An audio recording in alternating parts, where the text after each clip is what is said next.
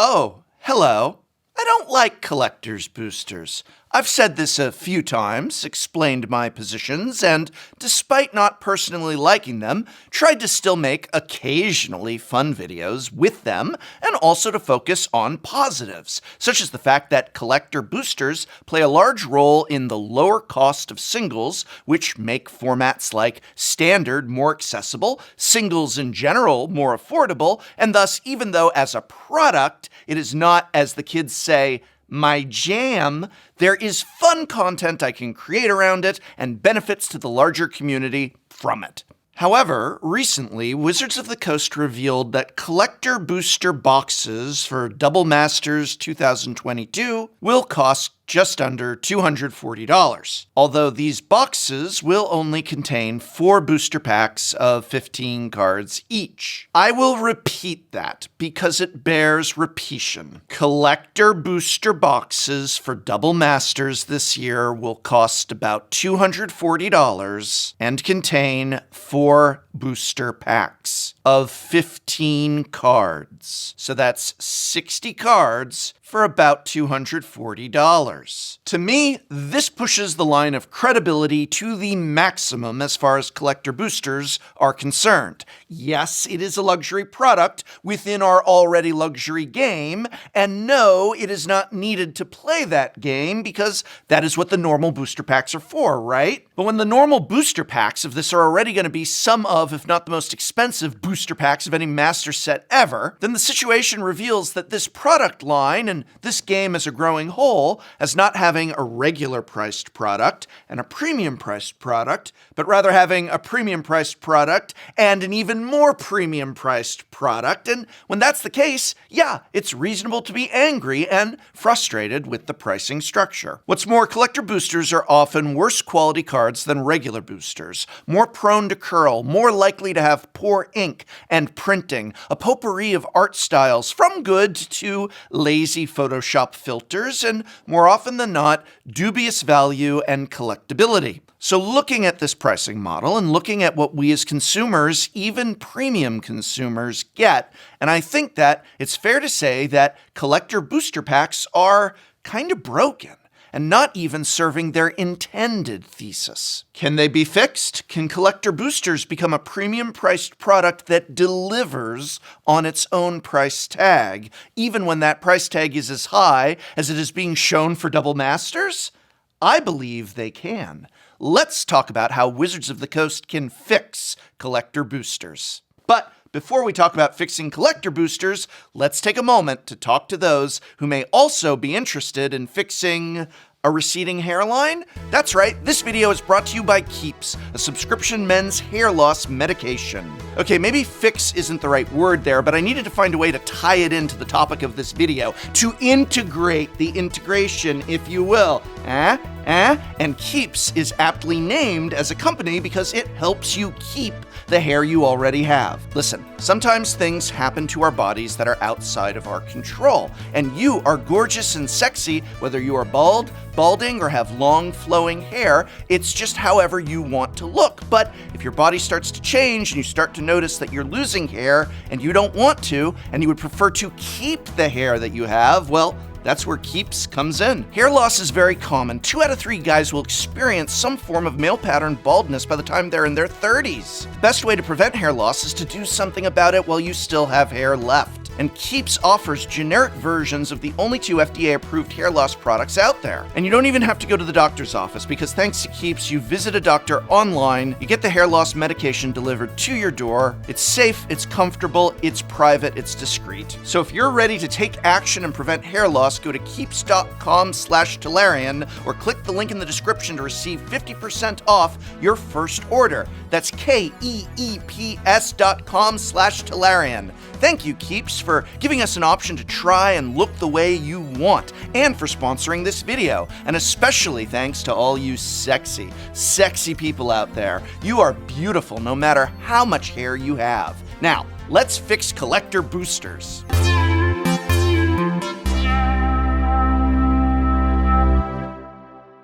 Let's begin with the biggest problem I have with collector boosters, and the most needed fix. No, it's not the price, it's the quality. If nothing else, when buying a premium product, you should expect the highest of quality, and collector booster packs are not it. Collector booster packs notoriously have the worst overall quality of cards, worse by far than draft and set boosters. Whether this is because they may be printed in different factories or printed in other parts of the world, I have no idea. But I do know that when opening a collector booster, its foils are most likely curled right out of the pack, prone to more extreme curling over time, subject to quality assurance issues from inking to coloring to just basic cardstock quality. If you are going to charge $20+ a pack, or $50+ a pack, or $100 a pack, then you need to actually justify that price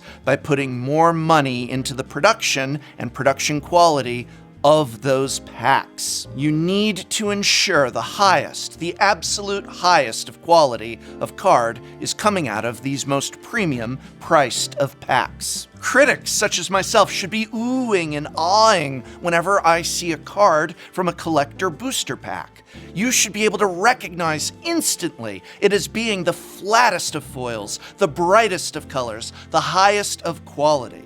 As it stands, I can usually spot a collector booster card in a stack of random cards, but for the opposite of reasons. Next, let's talk about what you actually get in a collector booster. Namely, 15 cards of mostly jank. Having more potential rares per pack than a regular draft booster is not inherently more collectible or more valuable when the vast majority of those rares, of the cards overall, are just throwaway foils, throwaway foil commons, and yes, jank rares. Indeed, there's some big hitter lottery ticket items in collector boosters, and I'm sure Double Masters will have some real doozies of outstanding lottery tickets that you can hit if you play the variance game long enough, but an individual pack, if you buy just one collector booster, by itself it should still contain within it a lot less bulk and a lot more that the average player is going to find a use for. You know, they say that habitual liars need to be careful not to one day begin believing their own lies.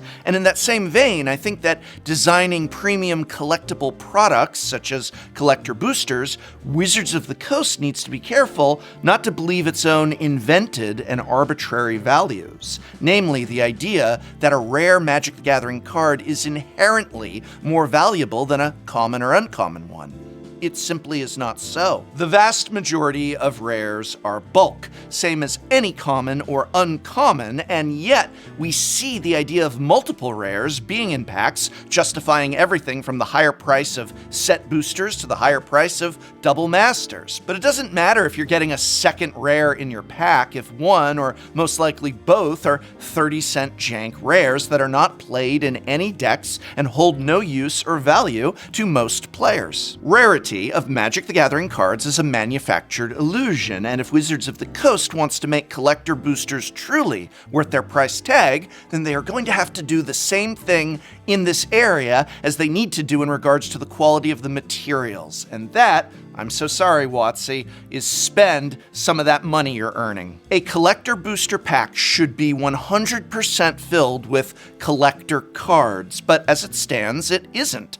A stack of commons and uncommons in foil are not collector pieces. And as anyone who has watched my collector booster box games knows, they carry very little value and even less interest. A few showcase inclusions end up being repetitive cards where only one in a rare while is worth anything. And don't get me started on that Photoshop filter treatment where no new art has been commissioned and a faded half frame gives you a not really extended in any significant way art card. Showcases are cool, I love them, but there's only a handful of showcase cards per set, and they may not be your favorites in a showcase style. Super art is really, really cool, but this is usually just a few planeswalkers, and again, a rare lottery hit. You're basically cracking collector booster pack after collector booster pack, hoping to get lucky. Instead, I say that every single card in a collector booster should be made a collectible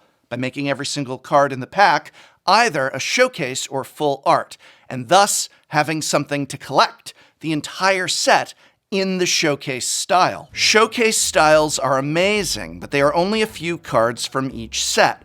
Imagine if you could collect the entire set, every single card, including lands, in that showcase style. This is what collector boosters should contain. It's where you go to get the complete selection of showcase cards. Super arts could be in every pack as well, and should be expanded to be every legendary creature as well as planeswalker, perhaps even as well as additional rares and mythics, creating so much more to collect and in styles you can only collect in a collector booster. And yes, this would cost a lot more money, because Wizards of the Coast would have to actually pay artists for a complete alternate set of artwork for each set. But guess what? That's a bit of the justification behind that $25 price tag. Why do these packs cost $25 each? Well, in this hypothetical, in order for them to exist, WotC has to commission a lot more art. I bet they'd sell a lot more too, as people would want to collect complete sets in the showcase style. Players would also be assured that whatever their favorite cards from each set were, whatever the chase cards from each set turn out to be, there are showcase versions of them.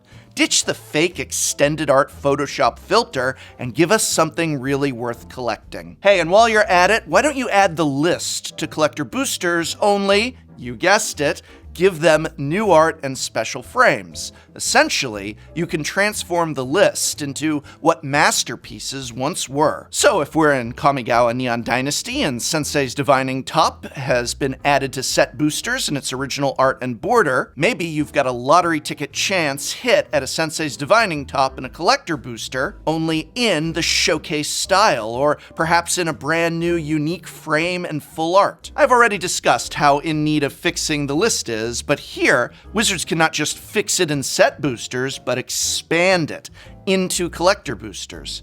Again, yes, you'd be commissioning new art and new frames, but also again, that's why these packs cost more. What a great way to get people excited about the list and its reprints, too, if they are showing off the new art styles with each new set. And for those who can't afford collector boosters, no problem, because those list cards are still in the reasonably priced, well, somewhat more reasonably priced set boosters, just without the special art.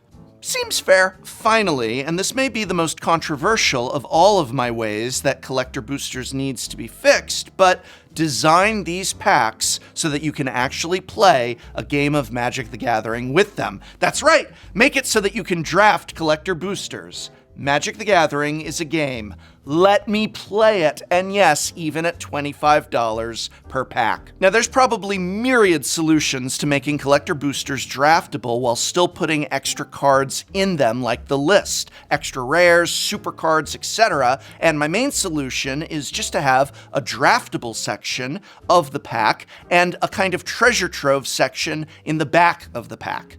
Yes, this would likely mean expanding collector boosters from containing 15 cards to containing, 20? But again, maybe you have to spend a little bit more money to charge a lot more money. In this example, imagine that inside a collector booster, there is the same contents of a draft booster, only all in the showcase art style. There is then a double-sided foil token and a section with additional cards. This is where extra rares, super arts, and list cards all go. And when a pack is opened, players could then place those bonus cards aside and then draft what the showcase draft boost contained. This is where those extra rares, super arts, list cards all go. And when a pack is opened, players could then place those bonus cards aside and then have a draft with those showcase cards contained within the collector booster. So in this example, I'm not talking any less in terms of potential rares, etc. In fact, I'm likely talking more. But I am also talking about being able to draft or build a sealed deck with collector boosters. Players could keep the bonus treasure card section for themselves, or if feeling particularly on fleek, they could throw those cards into a group prize pool. Did I say that right? On fleek? And again, yeah, this system would cost more, but I think you'd sell more. Do you know how many Magic the Gathering players would totally want to burn their whale cash to have collector booster drafts with premium cards being played and treasure cards in the blinged out prize pool? Do you know how many more packs would be cracked so people could build complete alternate art sets of showcase and showcase foil collections of those sets? How many more packs cracked so people could get their favorite legendary creatures in super art, or a chance at a list masterpiece in new artwork and frame? In that situation, I may still find the idea of $25 booster packs outrageous, but even then, I would have to acknowledge, yeah, there's some premium stuff inside of a premium collector booster, as opposed to now, where you get the worst quality of materials, the laziest Photoshop filters, and the biggest piles of jank, all while just trying to luck out the variance game over dozens of packs. With collector booster boxes being reduced to only 4 packs per what is laughably called a box for double masters, and still being about $240-ish for that box, I'd like to see Wizards of the Coast sit down and make these premium products a true premium experience. But hey, it's an extreme luxury product, and what defines an extreme luxury product as being worth it to buy is whether or not those that have the means to afford it are willing to buy it. So now I want to hear from you. Do you think collector boosters as they are a good product, a good value, or do you think there are changes that can be made to fix and improve them? What are those changes and why? Let me know in the comments below. Thanks again to Keeps for sponsoring this video. Remember, if you're ready to take action and prevent hair loss, go to keeps.com/Tolarian or click the link in this description to receive, wow, 50% off your first order. That's keeps.com/Tolarian. Thanks, Keeps, and thank you to you sexy, sexy viewers, whether you have hair or no.